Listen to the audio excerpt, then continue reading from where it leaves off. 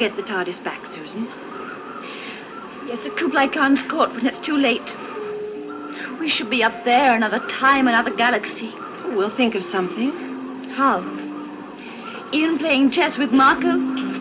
Grandfather being rude and sulking by himself? Oh, I don't think he's sulking, is he? Well, he won't eat. He won't even talk to me. Well, you know him better than I do. But I'd have said he was just feeling defenseless. He has a wonderful machine capable of all sorts of miracles.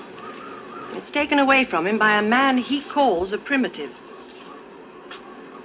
Look, TARDIS is the only home we have at the moment. And when we're in it, we feel safe and secure. But when we're out of it...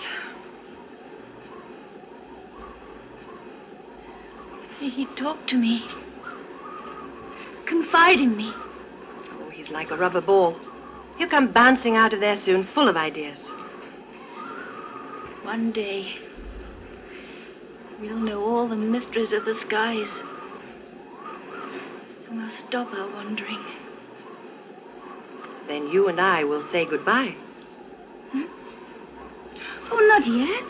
Not for a long time. Well, I think we should say goodnight anyway.